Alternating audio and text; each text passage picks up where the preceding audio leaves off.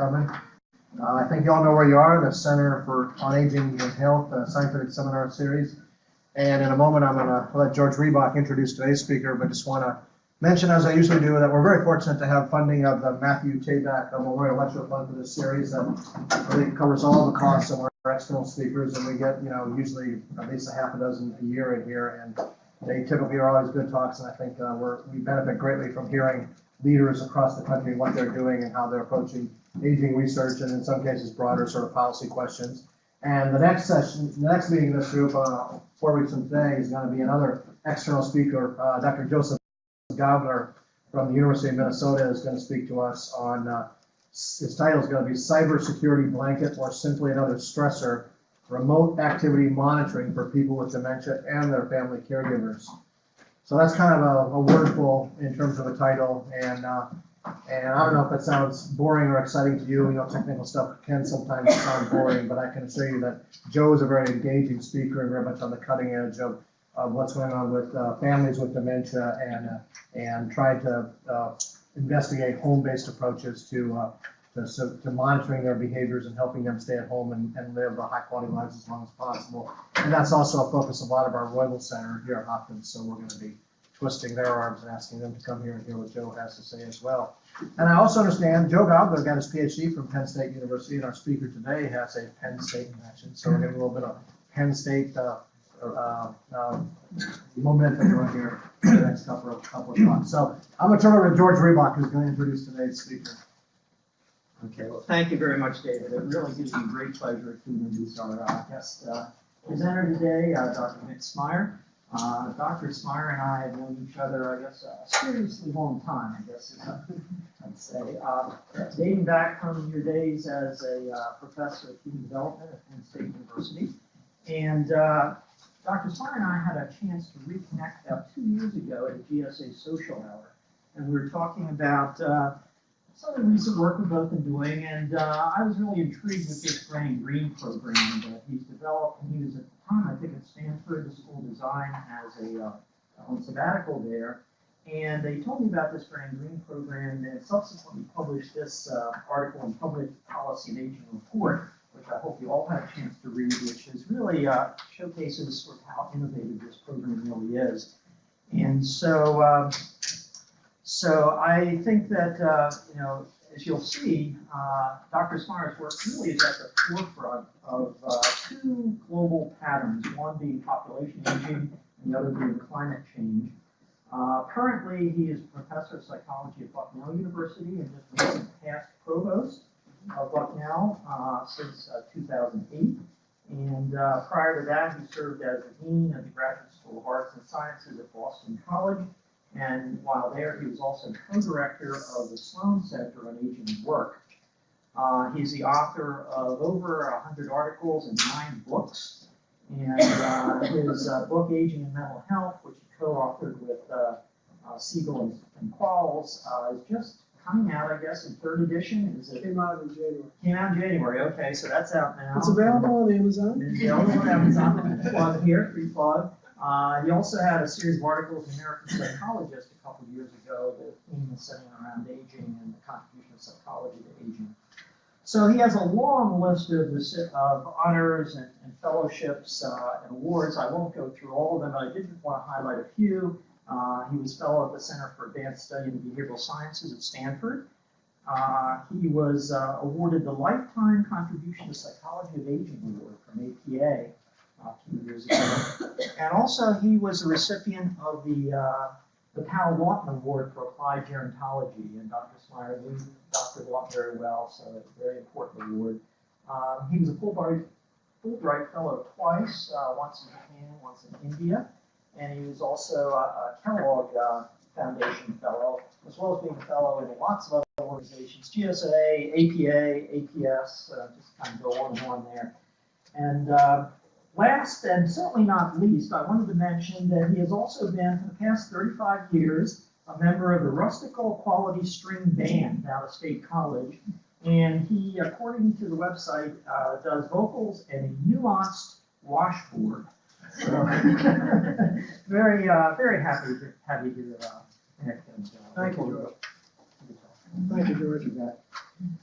Thank you for those kind comments, George. I'm reminded of Lyndon Johnson when he was president, and someone introduced him, and he said, you know, I wish my parents were alive. My dad would have liked him, and my mom would have believed him. You know? But thank you, George. And George and David, it's a real pleasure to be here at the Center on Aging and Health at Johns Hopkins. And I want to lower your expectations immediately. I'm talking about a work in progress. A work in progress, as George said, is at the intersection of a lot of different fields. But I'm coming to you to kind of report a work in progress that really starts from the warning of Uri Bronfenbrenner, the late Uri Bronfenbrenner, psychologist, who said, if you want to understand something, try to change it. And that's what I've been trying to do over the last 3 years, trying to change older adults' behavior when it comes to climate change. So, as George said, I've been working on a project that I call Gray and Green. Can you see those slides over there? There are seats up here, and you know, it's like church, all the seats in the back are full. If you do not have cards and papers in front of you, like the last two rows, the last two seats in there, do you have cards and papers? Okay, great. Everybody have cards and papers? Okay, good. This will come in handy later.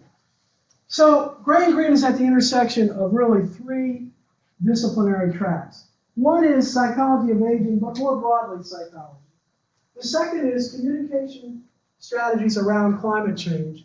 And the third is design thinking, particularly human-centered design, which was really started and popularized at the design school at Stanford, where, as George said, I spent a year. The idea is to try to take those 3 strands and weave them together into a set of approaches that moves people from anxiety to action to habit on climate change. So if you want to keep score, here's the drill for this afternoon. I'm going to walk you through the approaches I've developed. I'm going to have you do the workshop. So if you get nothing else out of this besides free food, you'll at least leave with one goal for yourself on climate action. But wait, there's more. I'm going to go on then at around 4:30, if we land at about the right time.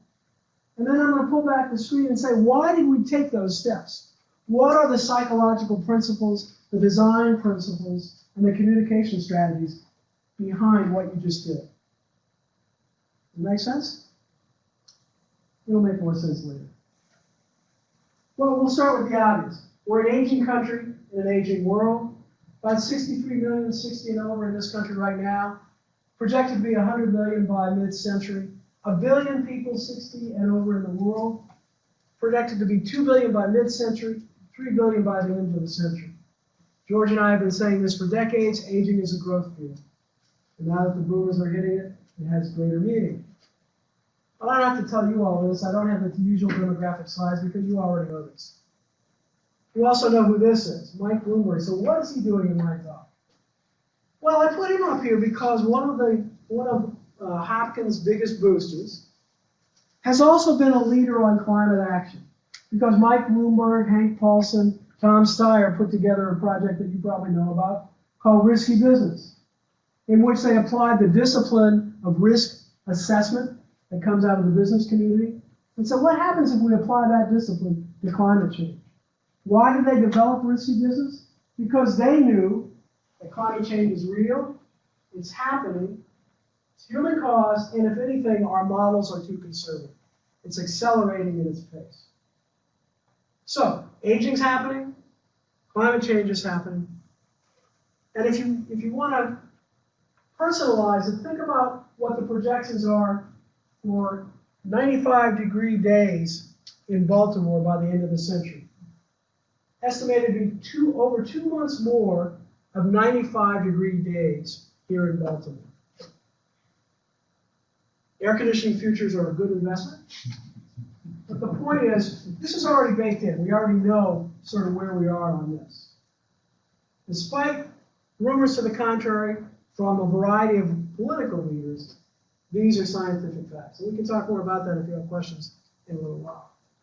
Now, I don't have to tell this group about the health and mental health implications of climate change for a variety of vulnerable populations, including older adults, particularly vulnerable to excessive heat and a variety of other challenges. But that's not what I'm going to talk about today. Because when I talk to people in the aging community about climate change, this is where they go. Immediately they say, oh yeah, vulnerability, yeah, oh, victims of climate change, got to worry about it. And we do. Those are very real public health threats.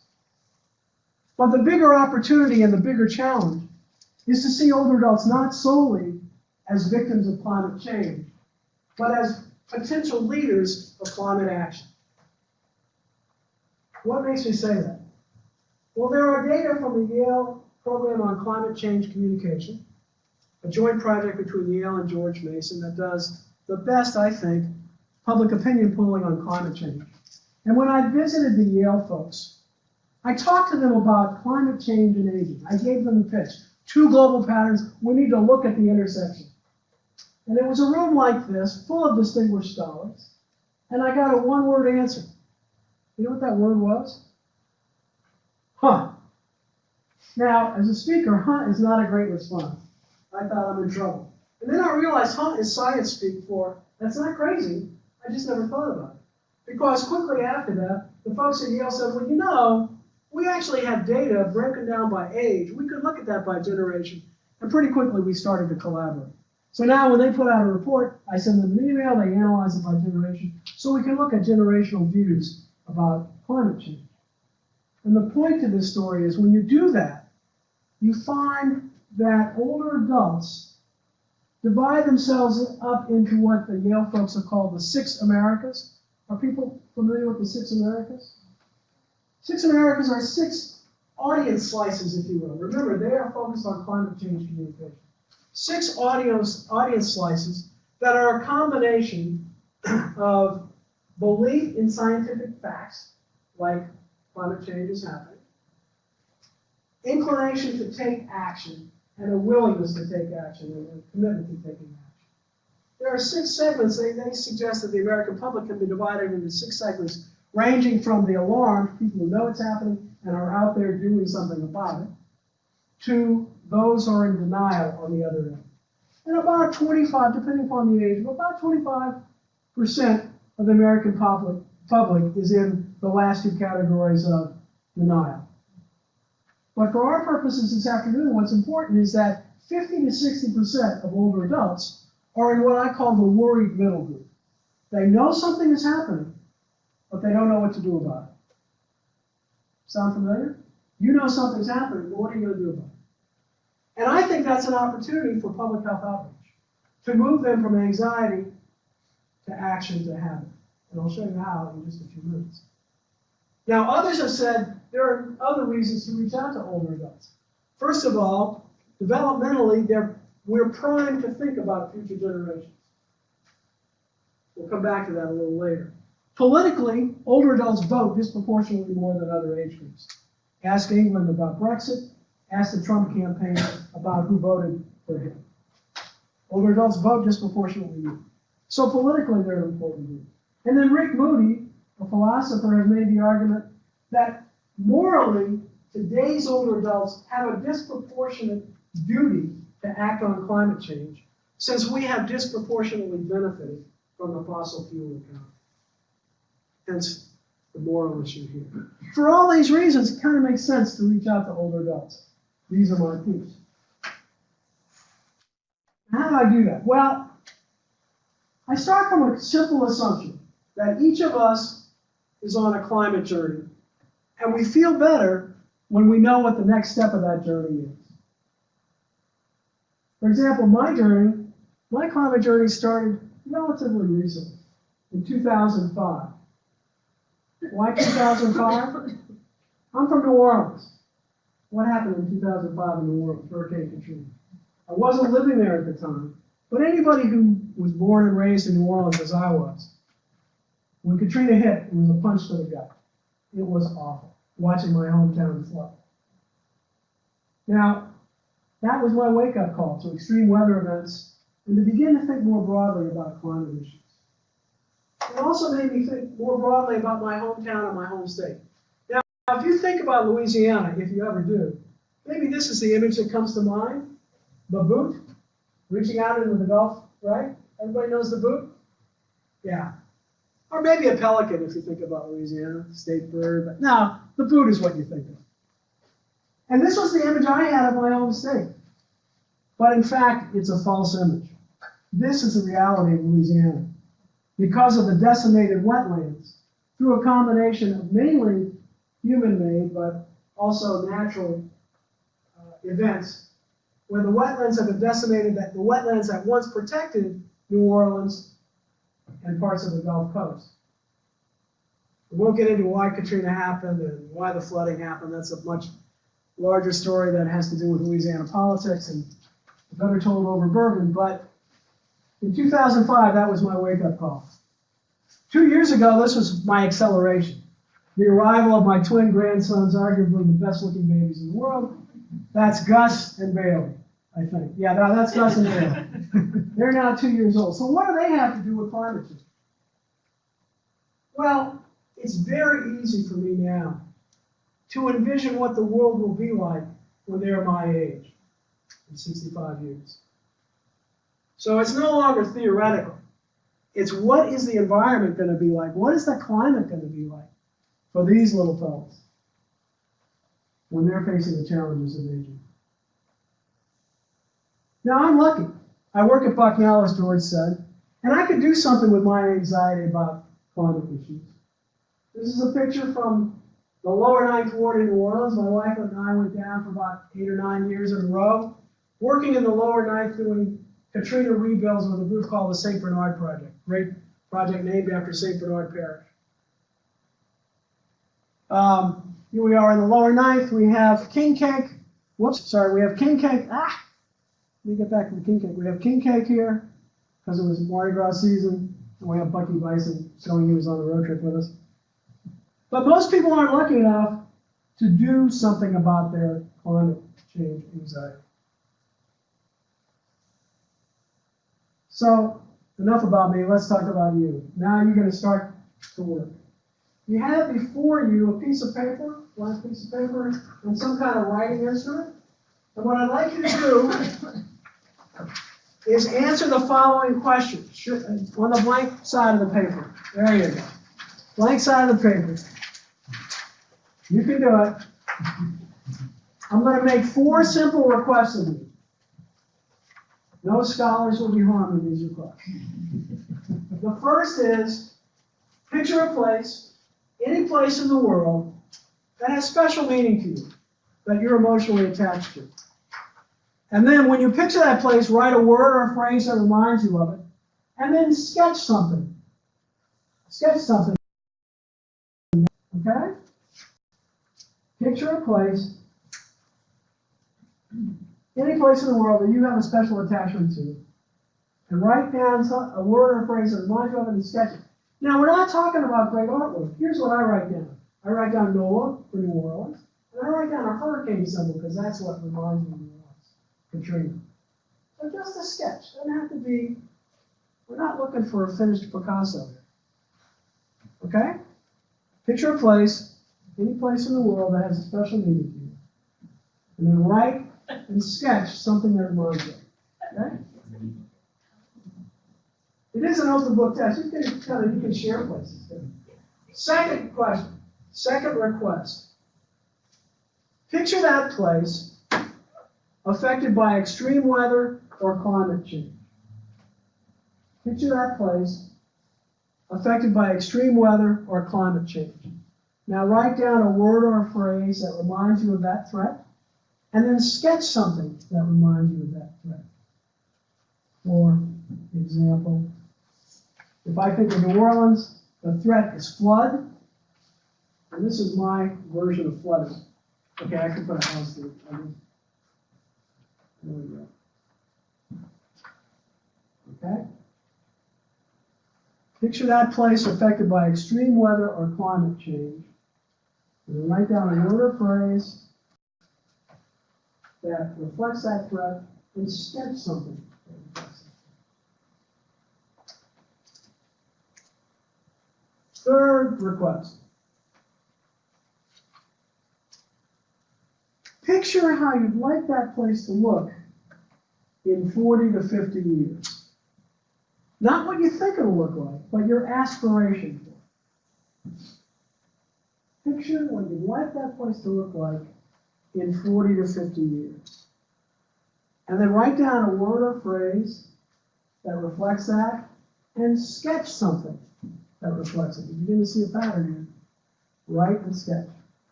Okay? Picture how you'd like that place to look like in 40 to 50 years. And sketch something that reminds you of your aspiration.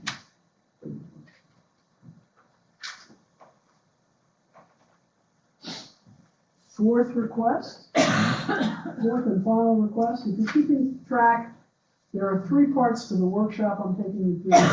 We're edging towards the end of the first part. Fourth request.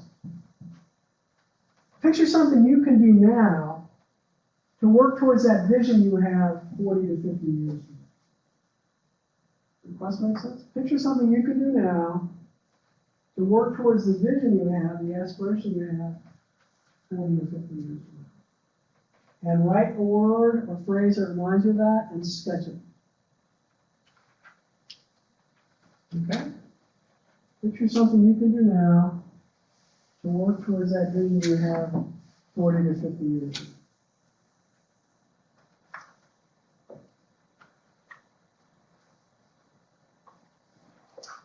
Okay, so let's start with the first question. Where are some of the places people said have special meaning for you? Where are some of the places? Yeah. My grandfather's village in Ghana. In Ghana, a village in Ghana. Okay, your grandfather's village. Cayuga Lake. Cayuga Lake in New York. Right. Fire Fire Island in New York. York in the United York in the United Kingdom. Okay. Anybody else? Budapest. Budapest. Yeah. Okay. So, is there anybody in the room who did not have a place you care about? I've only had one person tell me no. He's kind of a curmudgeon, I know him.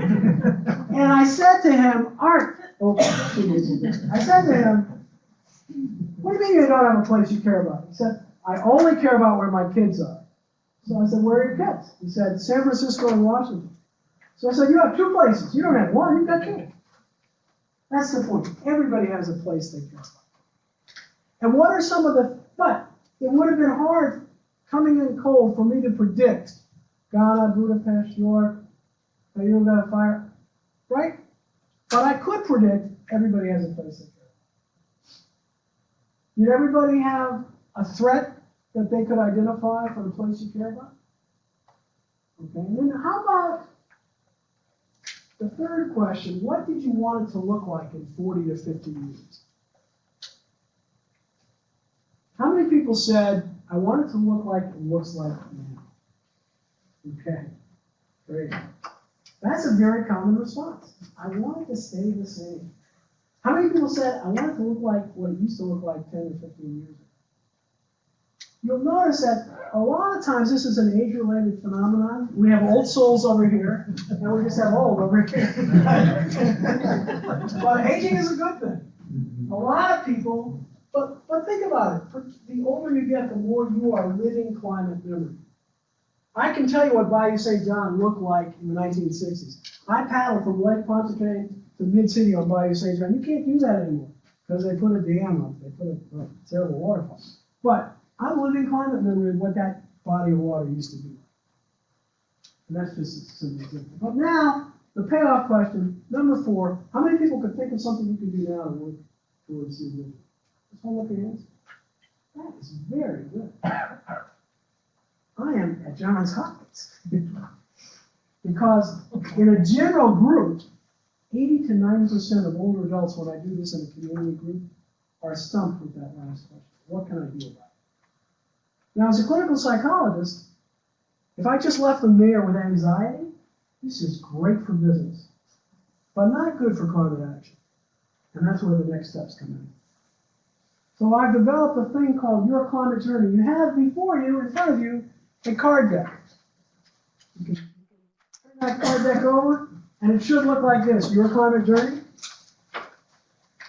And each one should be about the same. So the card deck starts with 4 cards, the title card, and 3 category cards. So what I'd like you to do is put those category cards in front of you. Those are things I could do, things I already do, and no way. Just put those in front of you. So you now have 3 categories. Okay? And now what I'd like you to do is I'd ask you to please sort the rest of the cards into those 3 categories for yourself. The things you already do, the things you could do, and no way, either things I cannot or will not do. The last card is blank, and that is for you to write down other ideas or other things you already do that I didn't capture. Does the task make sense? Okay.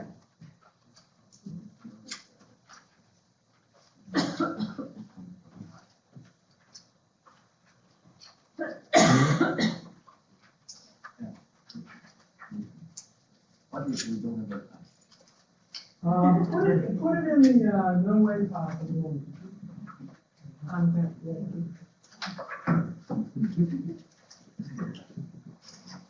Yeah, feel free to ask questions, talk to your neighbors. This is an open book test like much of life.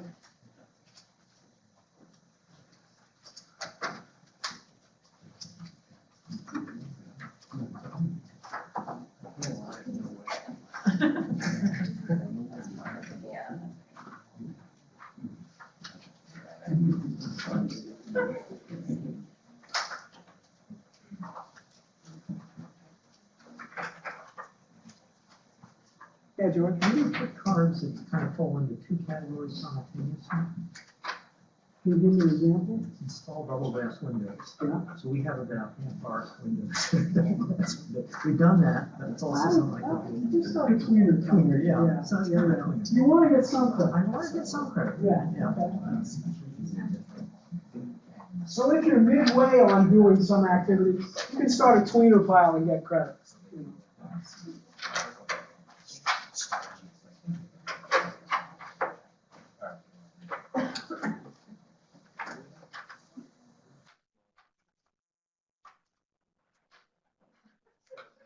And if you're finished and your colleagues around you are finished, you can kind of share and just look at each other's piles a little bit while the rest of the group catches up.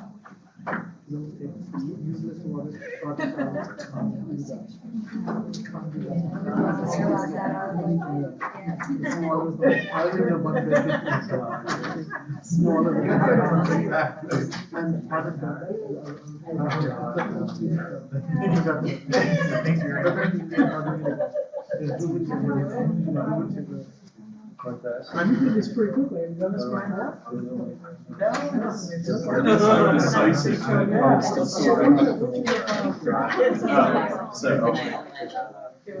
Maybe I'm giving myself too much credit because I put nothing in the nowhere.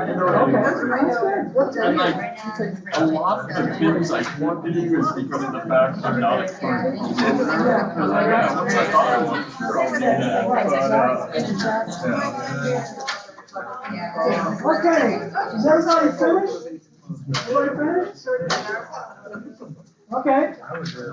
By the way, one of the biggest challenges of doing this workshop is stopping people from talking. That's a good one. So let's look, first of all, let's look at your no way pile. I apologize. But look at your no way pile, and I'd ask you to first of all, I make a pledge. I am not going to badger you to move anything from your no way pile, either because you cannot or will not do it. Okay. I can tell you, when I do this workshop with the over 60 crowd, reducing your air travel, not going to happen because grandkids live far away, and I'm going to go see those grandkids. So I tell them, I'm not going to tell you stop. But what I'd ask you to do now is just compare notes with 1 or 2 of your neighbors and see if you all have exactly the same no way pile. And you can do this too. Actually. Compare notes and see if you have exactly the same.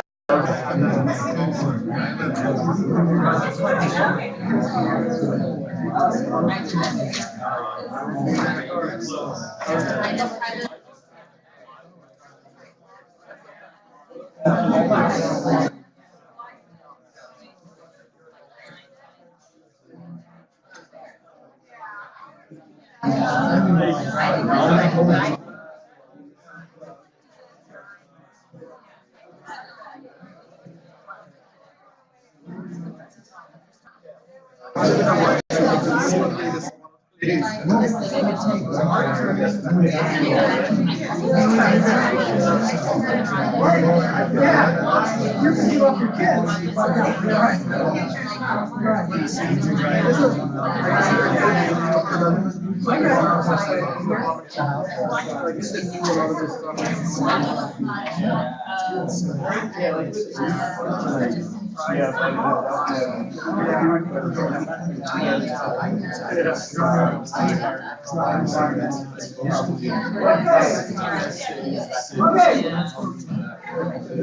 Okay. How many people had exactly the same no way pile as your neighbor? Exactly? Well, what pretty much is not, no, we're not talking 95%.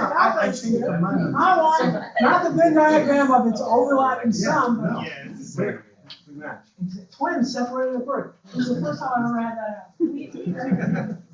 Wow, this is really interesting. Okay, for the majority of you, that's really interesting. This is the first time I've ever had this happen.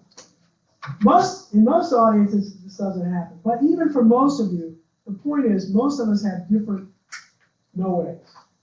Either things that we cannot or will not do.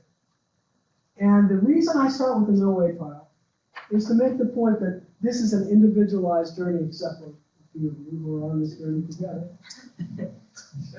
But most of us, it's individualized. So it's not one size fits all. And this will become important as we take the next two steps. So what I'd ask you to do now is take your no way pile and put it to one side. By the way, how many people had no ways? There was one person, two, three. Okay. This is great. 3 people. Very rare, but it does happen. Now I'd like you to look at the things I already do pile. Here's what I'd like you to do with that. Take that pile and just count up the number of things you are already doing. Just count the number of cards in your pile.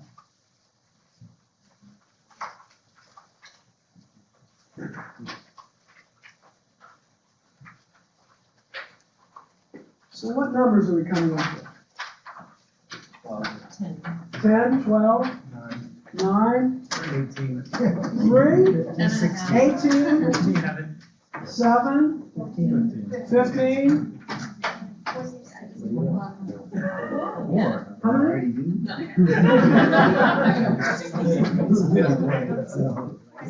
20. 23.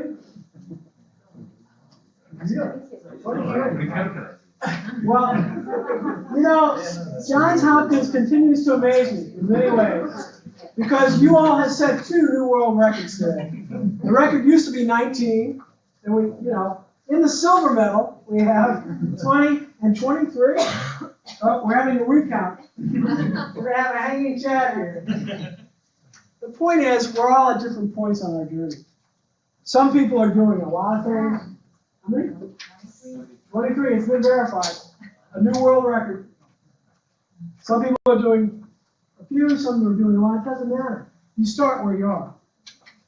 And the point is, all of us are doing something already. And we may not have even thought about it. But we're already somewhere on our climate journey. Now, next thing is to talk a little bit about CO2. I'm not going to talk a lot in this group about the impact of CO2 and why we track carbon, because this audience has already shown me you're way smarter than that. You know about the importance of greenhouse gases and CO2 and carbon footprints. But do you know what you're doing that's already having a positive impact? Turn over your cards of the things I already do pile and look for the carbon impact that you're having, and look for the thing that you're doing that has the biggest impact. The way this works is the more the elephant is colored in, the bigger the carbon impact. And it's fully colored in, that's 1 ton of carbon. Does that make sense? So your task right now is to look through your things I already do pile, and look for the one thing you're doing that has the biggest impact. Does that make sense?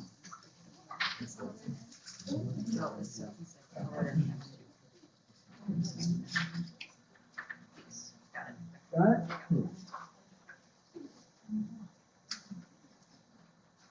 And once you have that identified, you sort of hold up that card, and I'm going to ask for some examples of things that have an impact. Okay? So this is replace air filters regularly, and it's 2.8. Replace air filters regularly, 2.8 tons. Who knew air filters had that big of an impact? Yeah. I want to get Walmart to sponsor my workshop and sell air filters. Yeah. A lot of air filters. Eating less meat, 1 less meal per week. Eating less meat, 1 less meal per week. Big impact. Yeah. What are you doing? Solar panels. Big impact. Yeah. LED lights. Changing to LED lights. Big impact. Washing your clothes in cold water. Probably the biggest impact my workshop has been having people wash their clothes in cold water.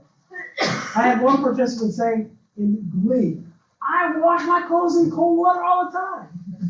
We were excited for it. But it has a big impact, big energy impact.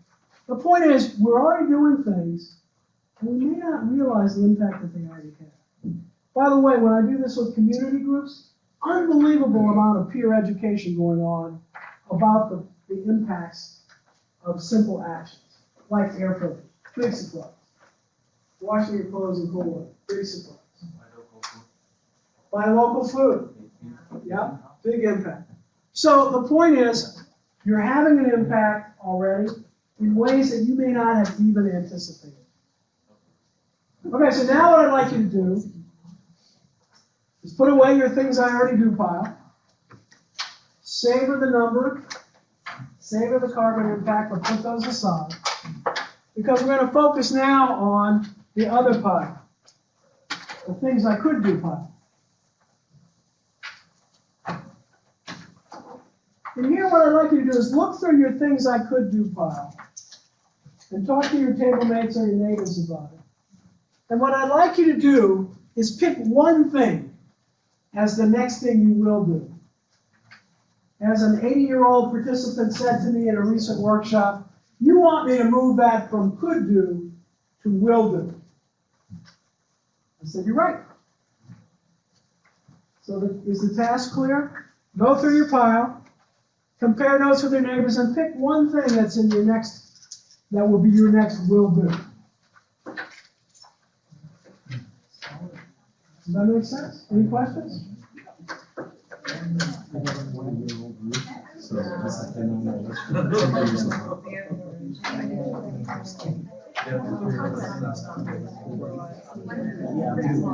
And there's no tree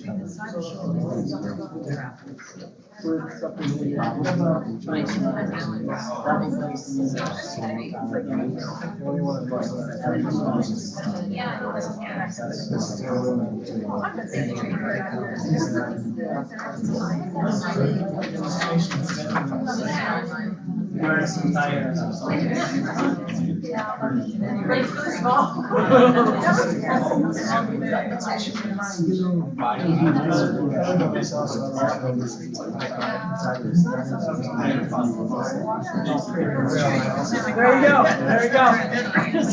It's a big impact. A big impact. Yeah.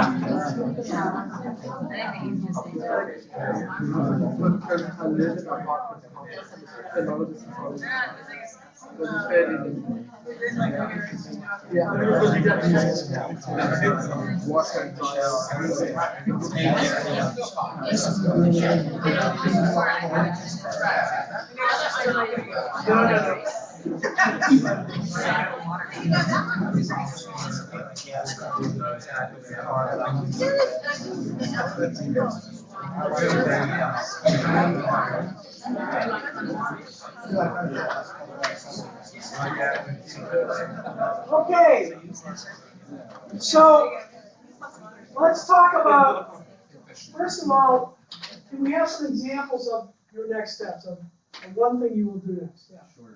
Shorter showers, okay? I'm gonna take the knob off the temperature for the laundry room. Ah, okay, all right, Turn it to cold. yeah. I'm gonna get an energy audit. Get an energy audit, okay? It's free. It's free. They just did it for us. Yeah, they did. Right, you're paying for it through your rates, but they don't charge you by the, right. By the way, this is good peer education right here, right? Good peer education right here. So, let me ask you, how did you choose which thing you would do next?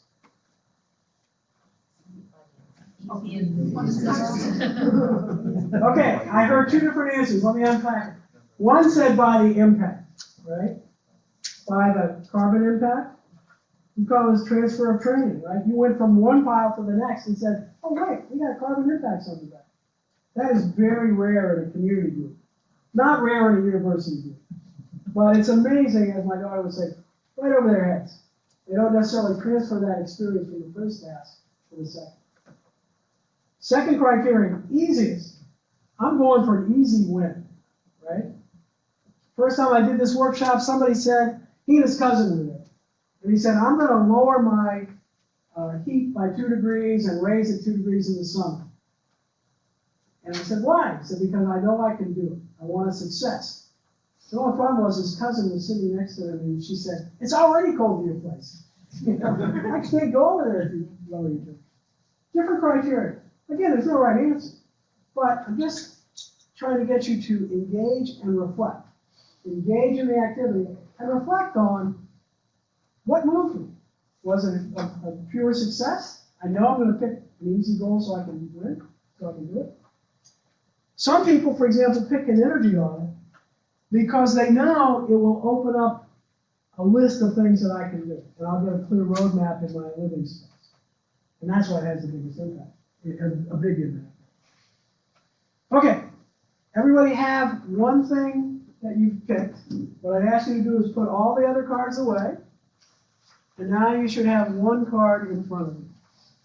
I would ask you, as you put your cards away, if you would put your climate journey and the category cards in the front, so I don't have to sort 40 piles of cards to get those 4 cards in the front. That would be great. So,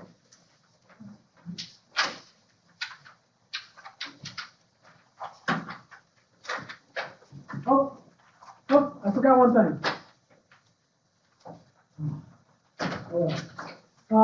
If you still have your things I could do pile around, you should have a sheet in front of you that looks like this. Sorry.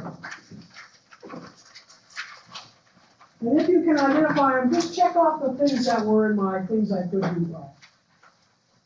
Does that make sense? Does the task make sense? I was so focused on getting the cards in the other way. Sorry. So just check off the items that you have in your things I could do pile. You should have a checklist that looks like this.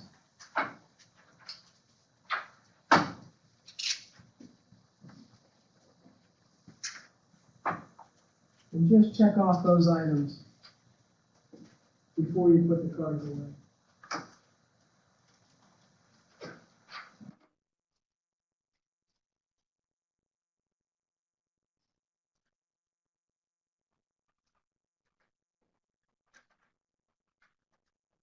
Now you get to keep that list as a memento of our time together, but also a reminder of things that are on your cooking list that you can do in the future. And once you've done that, you can put your cards away, putting the category cards and the title card at the front.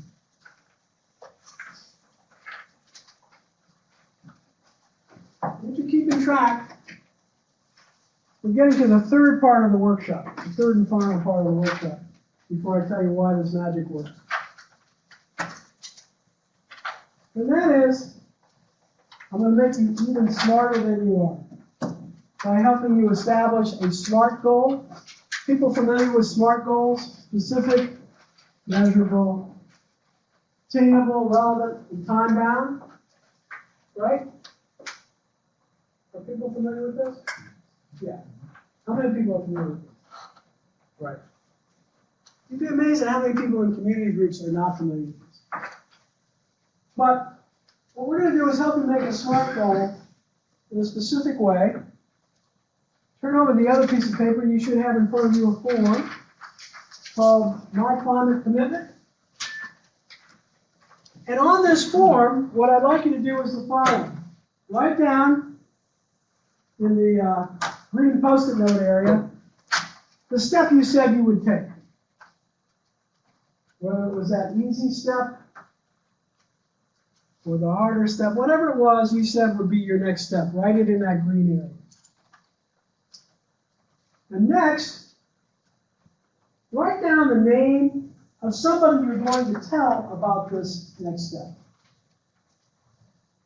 Who's your accountability buddy?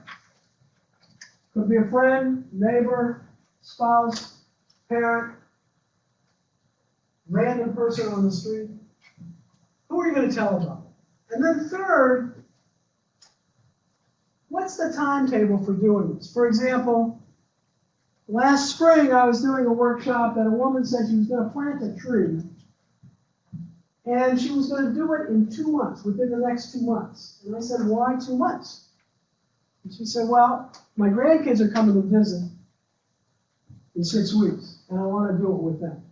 But she had a very specific reason for that time. I will tell you, if you said your next step is to take shorter showers, I hope you do it more quickly than 2 months. I've done this task with athletes at a liberal arts university in Pennsylvania, and I was pleased to see they were going to do that in the next 24 hours. That was good. So once you set your timetable, now comes the fun part.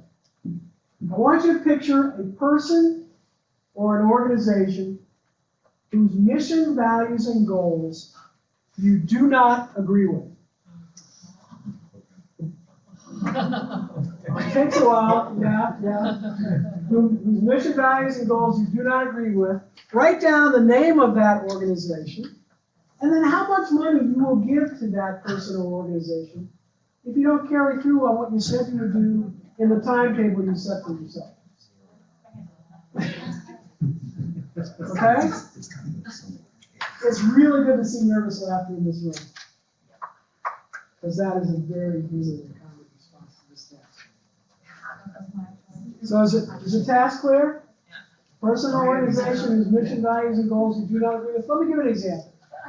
I was doing a workshop in State College, Pennsylvania, the home of the Pennsylvania State University, and a 70-year-old man in the audience said, I'm going to give $50 to Ohio State University if I don't carry through on my goal.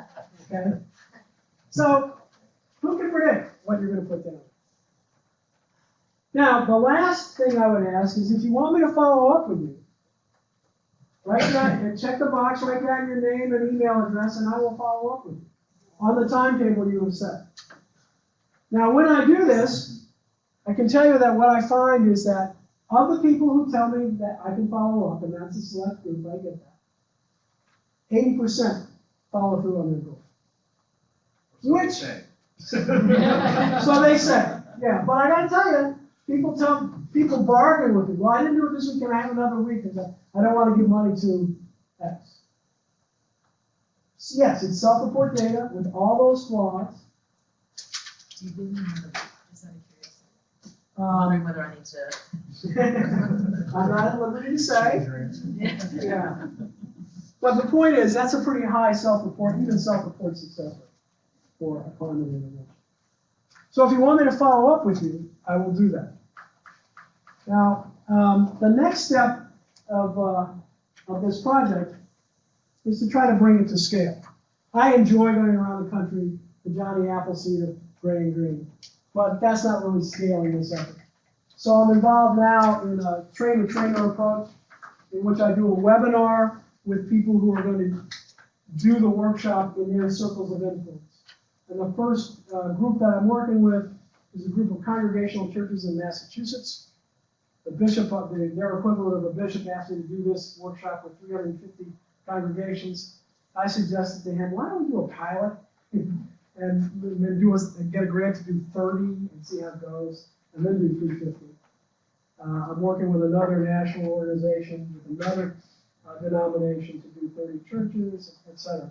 But the idea is to try to train the trainers and get them to use these materials and approaches in their circles of influence. So, let me stop. We've now completed the workshop. But what I'd like to do now is shift gears and tell you why I have those pieces in there and why I think they work. Is that okay? There's more food and drink at the back.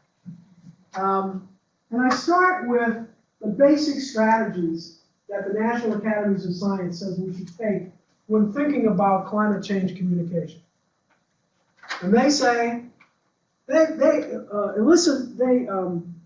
talked about these strategies for kids, but I think they apply to all age groups and also to older adults. And they said climate change communication needs to be social, short, and positive. Kind of like me, social, short, and positive.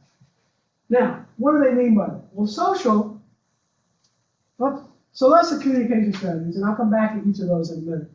But another part of what I've been doing is bringing in design thinking and design processes. I had you sketch in addition to your answer, right? Did everybody sketch? I didn't ask you to show your sketches, that's okay. Well, why did I do that? Why did I ask you to sketch?